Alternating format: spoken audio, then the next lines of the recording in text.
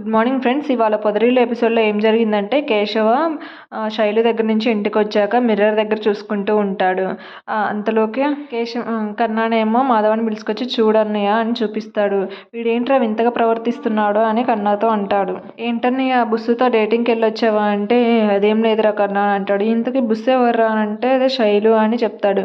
శైలు ఎవర్రా అని మాధవ అడితే అదేం లేదన్నయ్య అని అంటారు. అంతలోకే చక్రి అను మహాలక్ష్మి ఇంటికి వస్తారు. వీళ్ళేంటన్నయ్య కలిసి వస్తున్నారు, గొడవ సర్దుమణిగిందా వస్తున్నారు అని అంటాడు. అయితే మాధవనేమో అదే జరిగితే చాలా హ్యాపీరా అని అంటాడు. కానీ కన్నానేమో కానీ ఇద్దరు ఫేస్ డల్గా ఉంది ఎందుకు అని అనుకుంటాడు.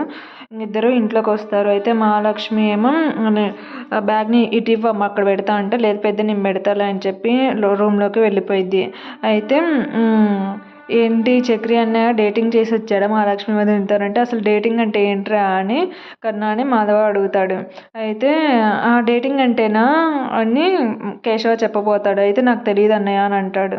అయితే కన్నానేమో అదేం లేదన్నయ్య ఇద్దరు లవ్ చేసుకున్న వాళ్ళు బయట తిరగడాన్ని డేటింగ్ అంటారంటే అవునా అని మాధవ అంటాడు. అయినా నీకు ఇవన్నీ ఎలా తెలుసురా అంటే ఇవన్నీ తెలియకుండా ఎలా ఉన్నాయి ఈ జనరేషన్లో అంటాడు. అయితే చక్రినేమో డల్గా కూర్చుంటే ఏం జరిగిందిరా అంటే ఏం లేదులే అని అంటాడు. ఇంకా అక్కడితో అయిపోతుంది. నెక్స్ట్ ఏమో శైలి ఇంటికి వెళ్ళి వాళ్ళ మమ్మీతో చాలా హ్యాపీగా డ్యాన్స్ చేస్తుంది.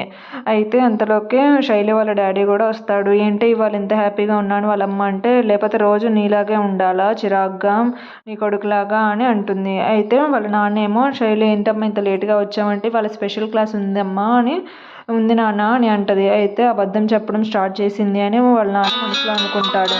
ఆ తర్వాత ఫ్రెండ్స్తో ఏమైనా బయటికి వెళ్ళావమ్మా అని అంటే లేదు నాన్న వాళ్ళతో వెళ్ళాలంటే మనీ ఉండాలి కదా మన దగ్గర, వాళ్ళు ఎంతైనా ఖర్చు పెడతారు, మన దగ్గర అంత ఉండదు కదా మనీ ఖర్చు పెట్టలేము కదా అందుకే వెళ్ళలేదు, కీర్తి డ్రాప్ చేసింది నాన్న అని అంటాడు. అవునా అమ్మ సరే అని మళ్ళీ శైలు అని పిలుస్తాడు. అయితే ఏంటి నాన్న అని అంటుంది శైలు. అయితే తనేమో మనసులో వాళ్ళ నాన్న నాకు తెలిసింది అని చెప్తే తనకి భయం లేకుండా తిరుగుతుంది. ఎలా అడగాల వద్దా అని మనసులో అనుకొని సరే అమ్మ నువ్వు వెళ్ళు అని అంటాడు. అయితే శైలునేమో మనసులో ఏంటి నాన్న ఇన్నిసార్లు అడుగుతుండు, నేను కేశవతో బయట తిరిగింది చూశాడా ఏంటి అనుకొని వెళ్ళిపోతుంది. ఆ తర్వాత మహాలక్ష్మినేమో అందరినీ పిలిచి రేపు మా ఆఫీస్ బాస్ అని ఇంకా దివ్య మన ఇల్లు చూడడానికి వస్తున్నారు అని చెప్తుంది. అయితే కన్నానేమో ఎందుకు వస్తున్నారు వదిన అంటే ఒక ప్రాజెక్ట్ రీసెర్చ్ పని మీద ఓల్డ్ హోమ్ ఎంత స్ట్రాంగ్ ఉంది ఇన్ని సంవత్సరాలుగా ఎలా ఉన్నది అని కనుక్కోవడానికని వస్తున్నారు అని అంటే సరే అమ్మ అని చెప్పి అనుకుంటారు. అయితే ఆ రోజు నైట్ అందరూ పడుకుంటారు. కానీ చక్రి ఏమో బాధపడుతూ ఉంటాడు. అయితే ఏమైందిరా అని అడిగితే అదేం లేదురా తను నాకు డైవర్స్ కావాలని అడిగింది అంటే అందరు షాక్ అవుతారు. అయితే మరి ఇంట్లో నుంచి వెళ్ళిపోతుందా అన్నయ్య అని కన్నా అంటే మధ్యలో నువ్వు అక్కడివి తను అసలుకే నా భార్య వెళ్ళిపోతుందని నేను ఫీల్ అవుతుంటే నీకు తను ఉంటే చాలు నా పరిస్థితి ఎటుపోయినా ఏం కదా అని కన్నా మీద అరుస్తాడు. ఆ తర్వాత అసలుకి డైవర్స్ ఇవ్వాలనుకోవట్లేదు, తనని ఎలాగైనా ఇంట్లో ఉంచాలి, నెక్స్ట్ 6 monthsలో వ్యాలంటైన్స్ డే ఉంది కదా ఆ రోజు కల్లా తనే నన్ను లవ్ చేస్తున్నా అని చెప్పేలాగా చేస్తా, తనే నాకు ప్రపోజ్ చేసేలాగా చేస్తా, మళ్ళీ పెళ్లి చేసుకునేలాగా చేస్తా అని చెప్తాడు. అయితే కన్నాతో అలా మాట్లాడినందుకు సారీ రా ఏం ఫీల్ అవ్వకు అని చెప్తే ఓకే అన్నయ్య అని పడుకుంటారు. మాధవనేమో నెక్స్ట్ డే మార్నింగ్ ఇల్లు మొత్తం క్లీన్ చేసి మాప్ చేసి నెక్స్ట్ పూజ చేస్తాడు. పూజ చేసేసరికి అందరూ వస్తారు. కేశవ, కన్నా ఇంకా చక్రి. అయితే ఏంటన్నా ఇది మన బృందావనమేనా, పాత బృందావనం కొత్తగా అయింది, ఎవరు వస్తున్నారు అది అని అడుగుతారు. అయితే నైట్ చెప్పింది కదా మహాలక్ష్మి వాళ్ళ ఆఫీస్ వాళ్ళు వస్తున్నారు అని అందుకే ఇలా చేశా అని అంటాడు. అంతలోకే మహాలక్ష్మి వాళ్ళు వస్తారు కూడా, వాళ్ళ విక్కీ అని ఇంకా దివ్య వస్తే వాళ్ళందరూ పలకరిస్తారు బయట ఎలా ఉన్నారు ఏంటి అని. అయితే అవును ఆ రోజు ఆఫీస్కి వచ్చి గొడవ చేస్తారు ఇతను ఎవరు అని విక్కీ మహాలక్ష్మిని అడుగుతాడు. అయితే అక్కడ సైలెంట్గా ఉంటుంది.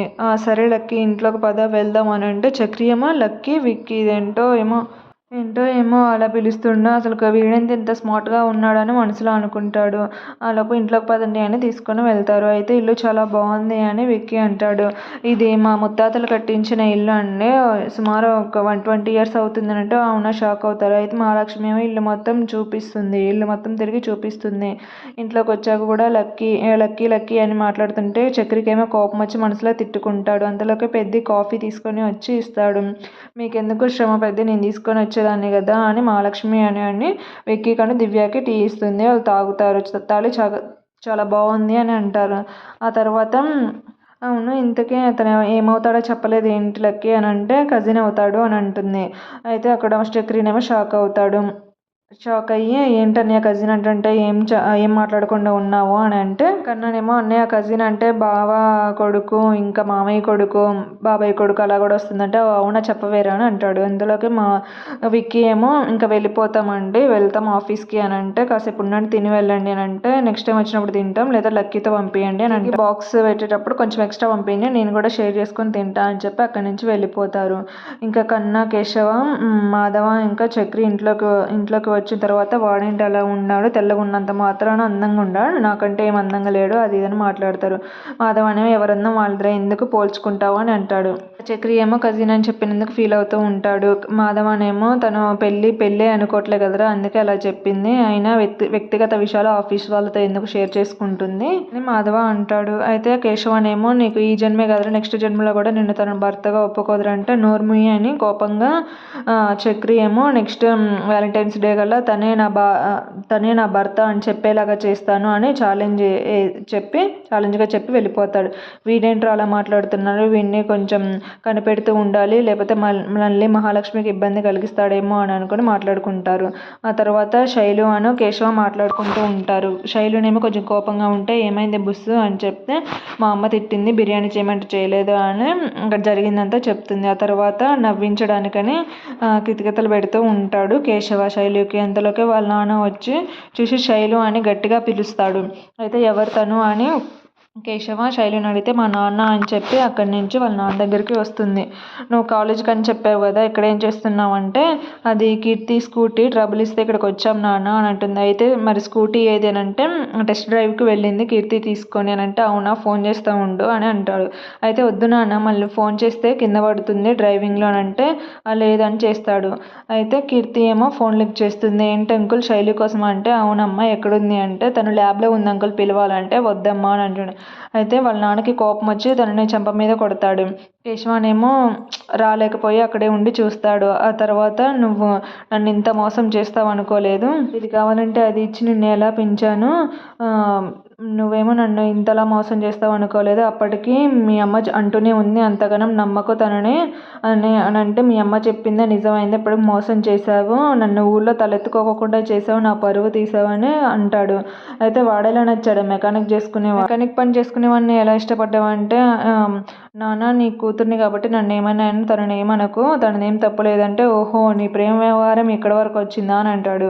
అయితే ఏ మందు పెట్టేవరా నా కూతురికి అని చెప్పి వాడిని తిడతాడు. వాడి నాన్న కేశవాన్ని అరుస్తాడు. అయితే తనదేం తప్పు లేదు నాన్న, నేనే తనని ఇష్టపడ్డాను అంటే అవునే నీదే తప్పు, నిన్ను ఇలా వదిలేయడమో నాది తప్పు అని చెప్పి నువ్వు ఇలా చేస్తున్నావనే నేను ఇక్కడ వరకు వచ్చాను ఏం చేస్తున్నావు చూడ్డానికి అని కేశవాన్ని చూస్తూ శైలిని తిడుతూ ఉంటాడు. రా ఇంటికి వెళ్దామంటే మీరు వెళ్ళండి నాన్న నేను వస్తానంటే నోరు మూసుకొని ఇంటికి పద అని అంటాడు. అయితే మీకు చెప్తుంటే అర్థం కాదా నాన్న, నేను వస్తా మీరు వెళ్ళండి అని అంటున్నాను కదా, మీరు వెళ్ళిపోండి నేను తర్వాతకి వస్తా అని అంటుంది. అయితే శైలి వాళ్ళ నాన్నేమో కేశవకి వెళ్ళి చూసి నా కూతురికి ఏం మాయ చేసావురా, నీ అంతు చూడకుండా నేను వదిలిపెట్టను, ఖచ్చితంగా నీ అంతు చూస్తా అని చెప్పి అక్కడి నుంచి వెళ్ళిపోతాడు. అయితే కేశవ అను శైలు విడిపోతారా.